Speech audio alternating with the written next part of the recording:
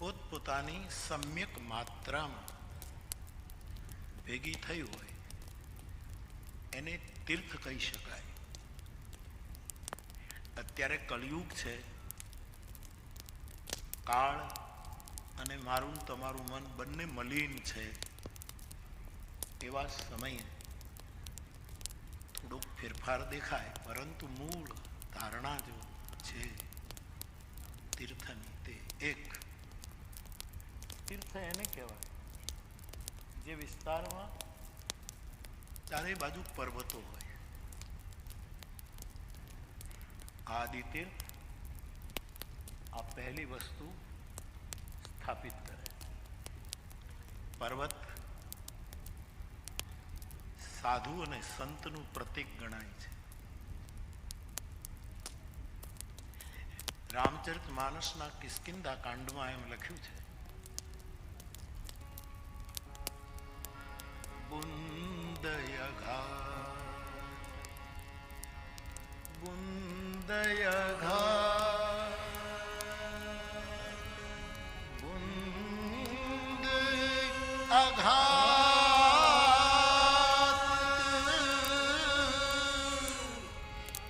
સહગિરી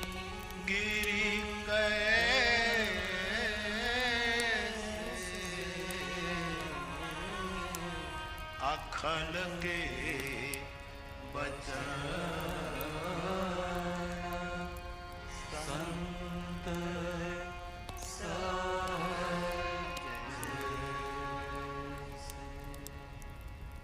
ભગવાન રામ લક્ષ્મણજીને કહે છે, લક્ષ્મણ, આકાશમાંથી પડતો વરસાદ અને એના આક્રમક બુંદ આ પહાડો કઈ રીતે સહન કરે છે, જેમ કોઈ દુર્જનના વાક્યોને કોઈ સાધુ સહન કરતો હોય.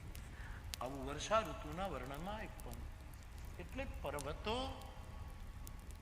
એ તપસ્વીઓનું પ્રતીક છે.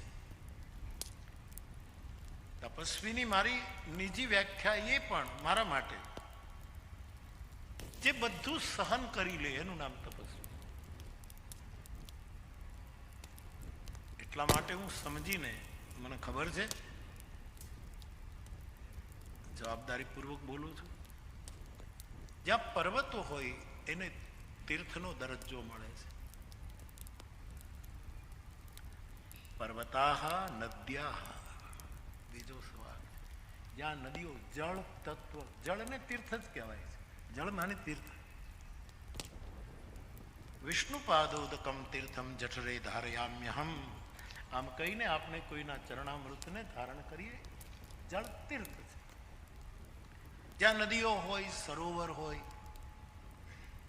આજે પણ આ વિસ્તારમાં વરસાદ ઘણો પડે છે. યદ્યપિ ખડકાળ પ્રદેશ છે એટલે પાણીનો સંગ્રહ નહીં થઈ શકતો હોય, એટલે થોડી પાણીની તંગી પણ અહીંયા વર્તાતી હશે દેશકાળ પ્રમાણે.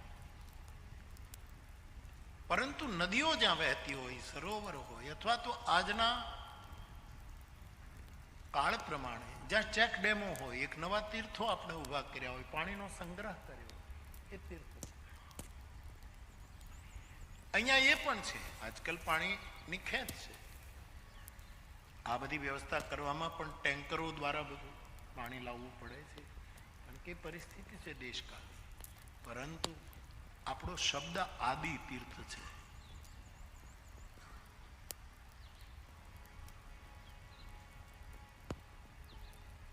એટલા માટે જ્યાં જળ હોય, નદ્યા, જ્યાં નદીઓ વહેતી હોય, એને તીર્થ કહેવાય. ત્રીજું, જે પ્રદેશમાં કોઈ ને કોઈ એક સાધુ પુરુષ, એક સંત પુરુષ, એક ભજનાનંદી, કોઈ તત્વજ્ઞાની, કોઈ જ્ઞાની, એવા કોઈ મહાપુરુષનો નિવાસ હોય, એને તીર્થ કહેવાય. એવા પુરુષો જ પોતાના પગલા દ્વારા તીર્થને રિચાર્જ કર્યા કરે છે. વિવેકાનંદજીને અમેરિકામાં રામકૃષ્ણ મિશનની મેં સ્થાપના કરી. એટલે જીસસ સાથે મને પ્રેમ છે, પરંતુ પરંતુ મહાશય, અમારા દેશમાં દર 10 વર્ષે કોઈ ને કોઈ સાધુ પાકે.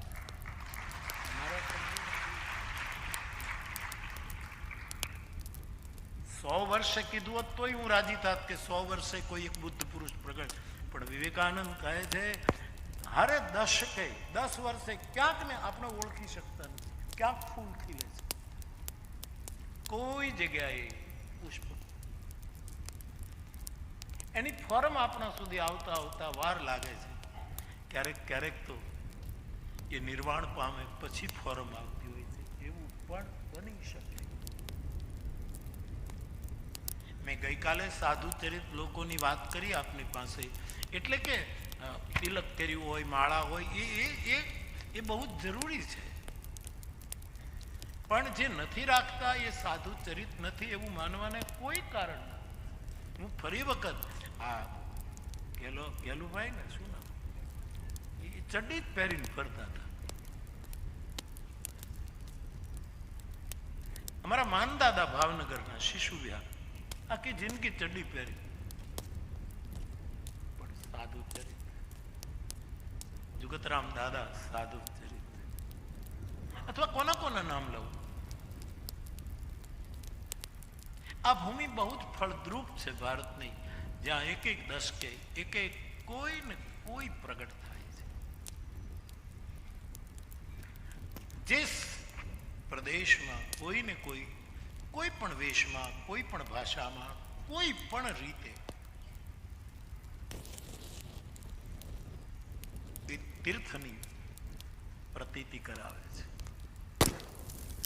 ચોથું, જે પ્રદેશમાં સમાજની આસ્થાને અનુરૂપ સનાતન ધર્મ અને વૈદિક પરંપરાનું કોઈ આસ્થા કેન્દ્ર છે એને તીર્થ કહેવાય.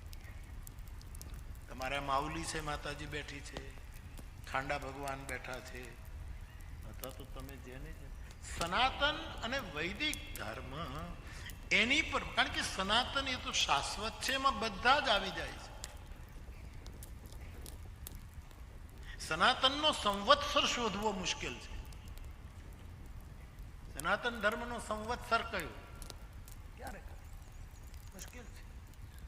બ્રહ્માના સંવત્સર સાથે જોડી છે, પણ બ્રહ્મા પછી છે. આ તો શાશ્વત સત્યની વાત છે. સંવત્સર ક્યાં?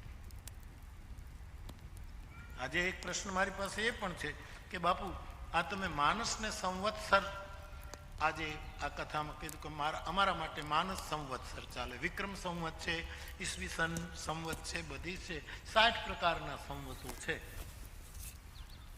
20 બ્રહ્માને નામે, 20 શંકરને નામે, 20 વિષ્ણુને નામે, આવા કેટલા કેટલા સંવત્સરો છે આખી દુનિયામાં. તો વિક્રમ સંવત આપણે 2000 ને કેટલા વર્ષ ચાલે છે? 80. 2080 ગણાય ને શાસ્ત્રી બાપા?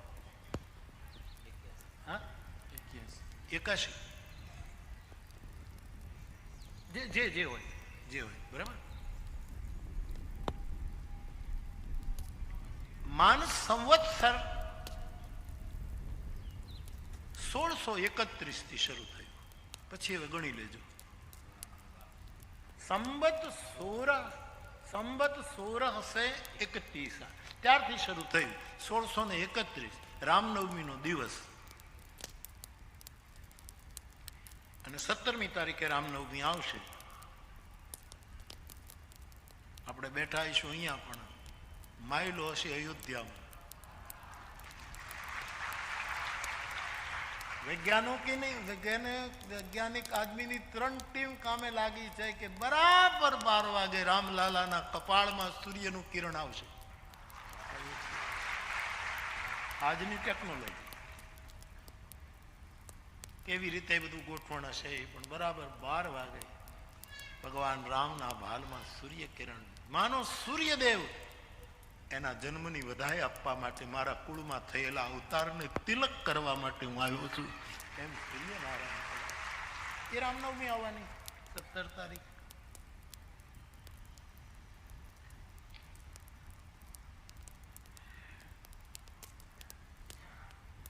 તો સનાતન ધર્મ, જેમ મેં ગઈકાલે કહ્યું કે અહીંયા અને બધા સમન્વય કરી રહ્યા છે. રાકેશ બાપા વચ્ચે ગયો ત્યારે મને કહે, હું હવે નારદ ભક્તિ સૂત્ર ઉપર બોલું છું બાપુ, હું આના ઉપર બોલું છું, હું ફલા ઉપર બોલું છું, હમણાં બોલું છું. મેં વિનોદમાં કીધું, અમારા માટે કંઈક બાકી રાખજો. કેટલો સમન્વય કરે છે, બધાનો સ્વીકાર થઈ રહ્યો છે પોતપોતાની આસ્થા પ્રમાણે. અહીંયા હું આવું છું, હનુમાનજીનું સરસ મંદિર છે, મારુતિ ધામ. આ રસ્તા ઉપર હું આવું છું. એને તીર્થ કહેવાય. 4 થયા. 5મું જ્યાં રોજ યજ્ઞ થતો હોય એને તીર્થ કહેવાય.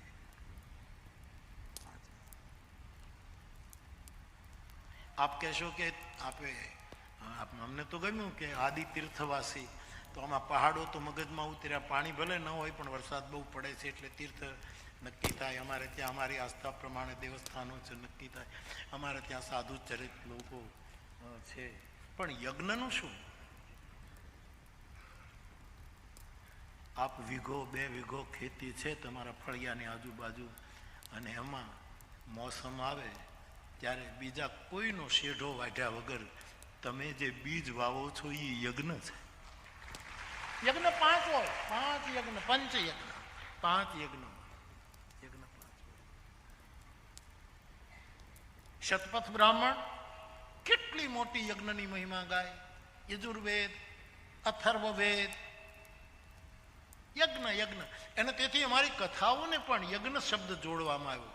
ભાગવતની કથા, દેવી ભાગવતની કથા, શિવ પુરાણ હોય, રામકથા હોય, તો બધા એને જ્ઞાન યજ્ઞ કહે કે જ્ઞાન યજ્ઞ ચાલે. યજ્ઞ જો હું જ્ઞાન યજ્ઞને સ્વીકારીને કહું છું કે હું જે કહું એ પ્રેમ યજ્ઞ. મને જ્ઞાનની આપણી શક્તિ નહીં, આપણું ગજુ નહીં, જ્ઞાનમાં આપણું કામ નહીં. કારણ કે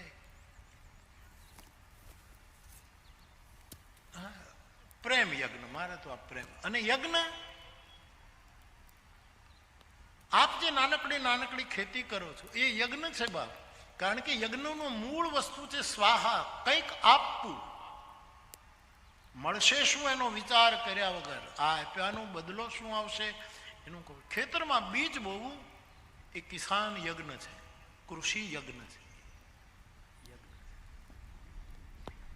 ભગવાન બુદ્ધને કોઈ એમ પૂછેલું કે તમે કાંઈ કરતા નથી, આ કપડાં પહેરીને ફરો છો ને બધાને ઉપદેશ આપો છો ને આનું પરિણામ શું? અમે તો ખેતી કરીએ છીએ ને જો ફસલ પાકે છે એમાંથી લોકોને અન્ન મળે છે, તમે શું? ત્યારે બુદ્ધે કહેલું કે હું પણ કિસાન છું, મારા બળદ જુદા છે. એમ કહીને એણે પોતાનું કિસાનપણું પીપાવાવની કથામાં મેં પણ કહ્યું કે અમારી વ્યાસપીઠ પણ કિસાન કર્મ કરે છે. પીપાવાવની કથા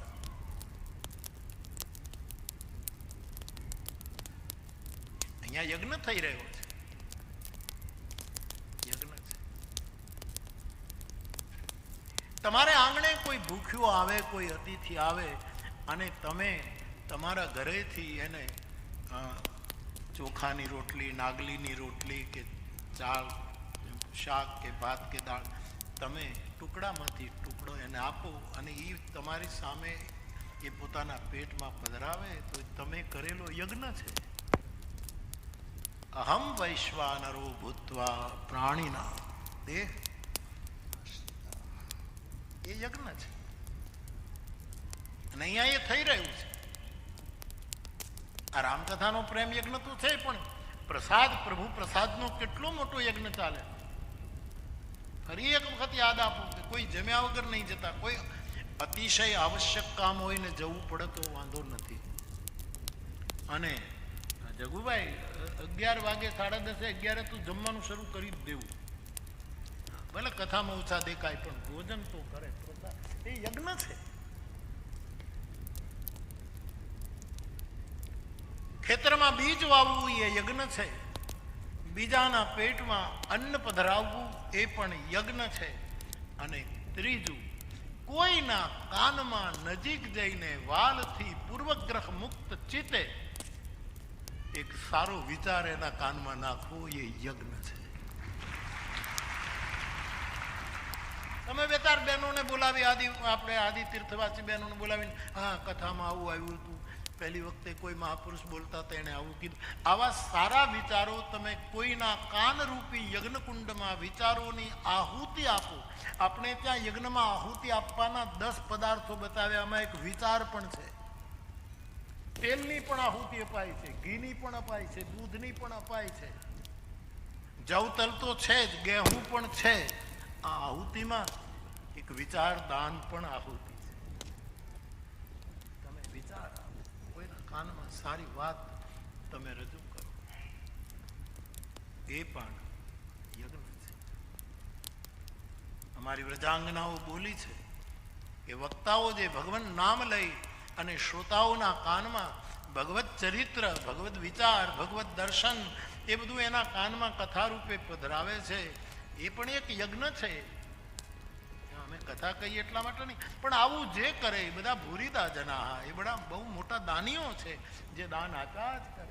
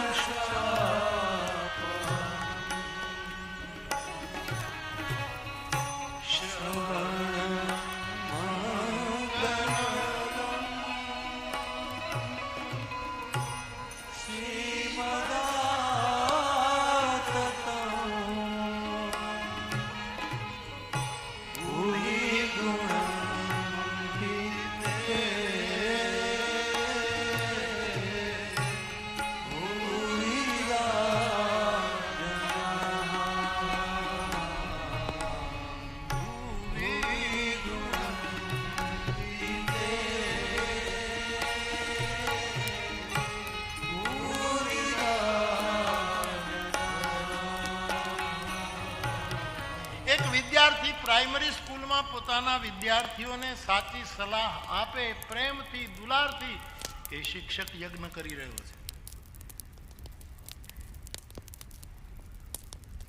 ભગવત કથા એક યજ્ઞ છે, તો એ પણ એક યજ્ઞ છે. 5મું, સાંજ પડે આપણે આપણા ઘરે આવીએ, ઝોપડામાં આવીએ, આપણા ફળીએ આવીએ, હાથ પગ મોઢું ધોઈ, અગરબત્તી હોય તો ઠીક છે, ન હોય તો તમે જેને માનતા હો એના 5 નામ લેવા, એ પણ એક યજ્ઞ છે. યજ્ઞાનામ જપ યજ્ઞોસ્મી, પ્રભુના નામ લેવા એ પણ યજ્ઞ છે. એટલે જ્યાં યજ્ઞ ચાલુ હોય, જ્યાં યજ્ઞ કર્મો થતા હોય, એ તીર્થનો દરજ્જો પામે છે. જ્યાં જળ તીર્થ રૂપે છે, જ્યાં પર્વતો છે, જ્યાં વનસ્પતિ વનરાય છે, જંગલ છે, જ્યાં મધ પાકે છે, જે જંગલમાં મધ પાકે એને આશ્રમ અને તીર્થનો દરજ્જો આપ્યો. જ્યાં મધ, આ મધુમાસનો અર્થ જ થાય છે ચૈત્ર માસ. મધુમાસ એટલે અત્યારે મધ બહુ થાય. પાનખર, જે પાન સુકાઈ ગયા હતા, એ ચૈત્ર શરૂ થાય એટલે નવી કોંપળો ફૂટે. આ મધુમાસ અને વેદોમાં મધનો કેટલો બધો, આપણે તો પંચામૃતમાં તો મધ, કેટલું મધ. વિનોબાજી તો મધનો જ આહાર વધારે લેતા હતા, તોળી તોળીને મધ ખાતા હતા વિનોબાજી.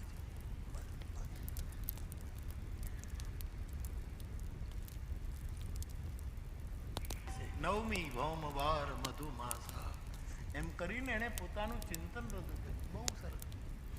મધ મધ અહીંયા ભમરાઓ પણ મધુકર સરિસ સંત ગુણગ્રાહી, સાધુ સંતો પણ આ મહિનામાં મધ સંગ્રહ કરે અને પછી બધાને મધનો મહિમા. મધનો એમણે લખ્યું, એનું બહુવચન થાય મધુની. મધનો બહુવચન મધુની. મધુનીનો પછી અપભ્રંશ થયો યભુની. યભુનીનો પછી યુરોપની ભાષામાં થતા થતા અંગ્રેજીમાં હની થઈ ગયું, એવું પ્રોફેસર લખે છે. મૂળ મધ છે, પછી હની હની હની, આખું ભાષાનું એને બહુ સરસ માહિતી આપી છે. જેટલા જેટલા અન્ય ભાષાઓમાં શબ્દો છે ને એનું ઘરાનું તો હિન્દુસ્તાનનું સંસ્કૃત છે સાહેબ. એનું મૂળ સ્થાન સંસ્કૃત છે. ત્યાંથી જ આ બધા જુદા જુદા અર્થો નીકળ્યા છે સાહેબ. એને અન્ય ધર્મના જે વપરાતા શબ્દો મુખ્ય હરેક ધર્મના એનું પણ મૂળ શોધ્યું છે તો સંસ્કૃત કાઢ્યું છે. હું સલામ કરું એ પ્રોફેસર, એને તો એમ જ પેપર મોકલ્યું. એને ખબર નહોતી કે આપણે આ પ્રસંગ લીધો છે. એ તો એમ જ મધુમાસને લીધે એને મોકલી આપ્યું. મને આનંદ થાય કથાના સંદેશા બધે પહોંચે તો છે.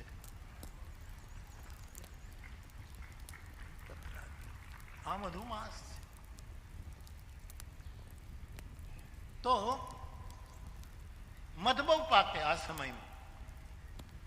ઋષિમુનિઓ ચિંતન કરે છે એ મધ એકઠું કરે છે આ મહિનામાં. રૂડું ચિંતન, વિચારકો સર્જકો એ ચિંતન મનન કરે, મધ એકઠું કરે અને પછી ભૂરિદા જનાહા થઈને યજ્ઞ કરે. બીજાના કાનમાં એ આહુતિઓ આપે છે. તમે જેને માનતા હો એના એવા પ્રભુના નામ સાંજ પડે સવારે એ પણ યજ્ઞ છે. એમ એવું ભગવાનના નામનો જપ કરવો એ યજ્ઞ, એવું ગીતા કહે છે. તો આવા તત્વો જ્યાં હોય છે એને તીર્થ કહેવાય. આવા પ્રદેશોમાં તો આદિ અનાદિકાળથી પર્વતો, વૃક્ષો, જળ સંગ્રહ, કોઈને કોઈ મહાપુરુષ, કોઈને કોઈ દેવસ્થાન, હું ને તમે આપણી રીતે ભગવાન નામ લેતા હોય, આવું બધું થઈ રહ્યું છે. એટલા માટે મેં સમજીને આપ માટે શબ્દ વાપર્યો છે. મારા આદિ તીર્થવાસી ભાઈ બહેનો, હવે ખાલી તમે મારા માટે ખાલી આદિવાસી નથી, આદિ તીર્થવા. હવે તમારી જવાબદારી વધે છે કે તમે ને તમે આ યજ્ઞમાં પાછો વિક્ષેપ નહીં કરતા. બીજા તત્વો વિઘ્ન કરે એ તો સમજાય, પણ આપણે ને આપણે ક્યાંક આપણા યજ્ઞને ન બગાડીએ એનું ધ્યાન રાખજો. આજુબાજુમાં જે રીતે જો ભાઈ, ધર્મ તો જેને જે પાળવો એ પાળે, એની પૂરી સ્વતંત્રતા હોવી જોઈએ. જેને જે ગમે એ પાળે, આપણે શું તકલીફ. પણ પ્રલોભન આપીને, ભય બતાવીને, ચમત્કારો દેખાડીને ભોળી પ્રજાને ભોળવી અને પછી પોતાનો વિસ્તાર વધારવો એ સારું નથી. આજે 55 પરિવારો મારી પાસે આવવાના છે સાંજે, જેણે પાછા ઘરે આવી ગયા છે.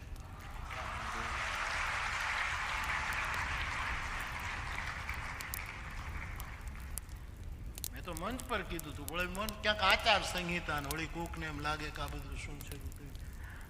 આચાર સંહિતા તો આ મોસમ આવે ત્યારે, અમારે તો જિંદગીભર જન્મ જન્મની આચાર સંહિતા જ હોય છે. મારે અહીંયા લખ્યું છે આચાર હીનમ ન પુનંતિ વેદા. જેને આચાર ન હોય એને વેદો પવિત્ર કરી શકતા. મેં કીધું કઈ વાંધો નહીં, કોઈ તકલીફ થતી હોય ને આપણે ત્યાં આવે બધા. હમણાં અમુક આપણા રાજ્યના આગેવાનો, મંત્રી શ્રી અને બધા મને બહાર મળ્યા કે બાપુ અમે ત્યાં નહીં આવી એમ કે, પણ અમારે મળવું હતું એટલે આવી શકાય. કોઈ અમે કોઈ બીજું કોઈ સ્પીચ નથી આપવાની, આવી શકાય, બધા આવી શકે. અહીં કંઈ બીજી કાંઈ અમે કાંઈ બીજું કાંઈ નહીં થાય. આચાર શીખાશે, કાયમ માટેનો આચાર. તો મારો કહેવાનો અર્થ એ છે બાપ કે આવા યજ્ઞો, આ તમે રોટલા ઘડો, ચૂલામાં ઈંધણ નાખીને રોટલા ઘડો આખા પરિવારને જમાડવા માટે, કોઈ અતિથિ, તો એ યજ્ઞ નથી તો બીજું શું છે? એ પણ એક યજ્ઞ છે. આવું જ્યાં જ્યાં થાય એ આદિ તીર્થ છે. એટલે મારી દ્રષ્ટિએ તમે સૌ મારા આદિ તીર્થવાસી ભાઈ બહેનો. આપના જે વાત હતી એક યુવકની, એ મેં આપની પાસે મૂકી. રામચરિત માનસમાં સંવત શબ્દ 9 વખત અને એક સંવતુ છેલ્લો 10 વખત સંવત શબ્દનો પ્રયોગ ગોસ્વામીજીએ કર્યો છે. 9 વખત સંવત સંવત સંવત સંવત, અને છેલ્લે ઉત્તરકાંડમાં સંવતુ કહીને એ 10માં છે. બાકી 9 વખત સંવત શબ્દનો પ્રયોગ માનસ કરે. આ ખાલી જાણકારી આપના માટે. તો આપનો એ પ્રશ્ન પતી ગયો.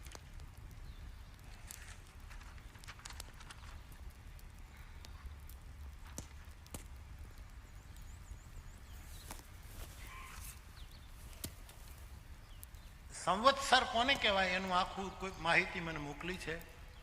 વર્ષ, સાલ, વર્ષ, સંવત્સર, સંવત શબ્દ સંવત્સર શબ્દનું સંક્ષિપ્ત રૂપ છે અને તેનો અર્થ વર્ષ થાય છે. તેનું અતિ સંક્ષિપ્ત રૂપ ખાલી સમ પણ છે, પણ કોઈ વાર સમ વ પણ બોલાય અને સ પણ સાહિત્યમાં મળી આવે. સંવત એટલે માત્ર વિક્રમ સંવત જ માની લેવાનું નથી, તે તો ભારતીય દરેક પ્રકારના સંવત્સરો સૂચવે છે. ખાલી માહિતી મારી પાસે આવે તો વહેંચી દો. ભારતીય સંવત 34, સપ્તર્ષિ સંવત, કલયુગ સંવત, વીર નિર્વાણ સંવત, બુદ્ધિ નિર્વાણ સંવત, મૌર્ય સંવત, સેલ્યુકિડી સંવત, વિક્રમ સંવત, શક સંવત, તલમુરી સંવત, ગુપ્ત સંવત, ગાંગેય સંવત, હર્ષ સંવત, ભાટિક સંવત, કોલ્લમ સંવત, નેવાર સંવત, ચાણુક્ય વિક્રમ સંવત, સિંહ સંવત, લક્ષ્મણ સેન સંવત, પડવેપ્યુ સંવત એ સાઉથ ઇન્ડિયન છે, રાજ્યાભિષેક સંવત, બારહસ્પત્ય સંવત,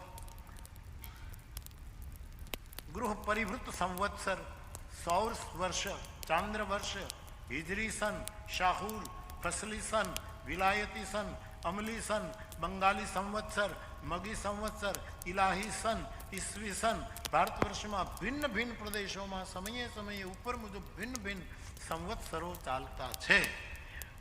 વર્ષોની ગણનાનો અનુક્રમ વર્ષગણ 6. આટલા બધા, આ તો આટલા છે, હજી 60 બીજા છે. આટલા સંવત્સર આપણે અત્યારે સંબંધ છે આ કથા પૂરતી માનસ સંવત્સર. માનસ 431 સાલથી શરૂ થયો છે. હવે પછી તમે એનો કરો. મને કાલે ગણીને આપજો ને હરીશભાઈ કે આજે કેટલા એને વર્ષ થયા, કે હું ગોથું ખાઈ જઈશ ગણિતમાં, મને ખબર નહીં પડે ને આપણો સમય જશે. એટલે 1631ની રામનવમીથી આરણનવમીએ આપણા માનસ સંવત્સરને કેટલા વર્ષ થયા એ આપણે ગણીશું.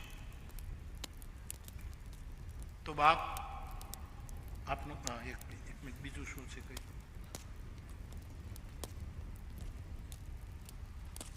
આ પણ એક લિસ્ટ આવ્યું છે સંવત કેટલી બાર છે એ સ્વાધ્યાય કરીને કોઈ આપ્યું છે.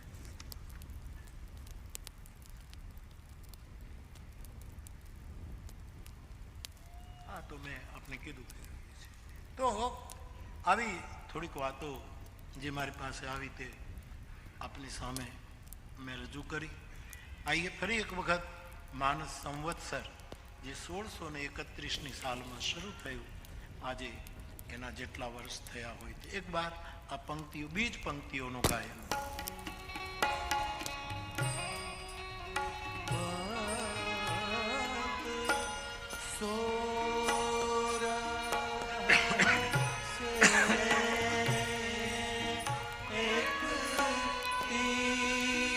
सा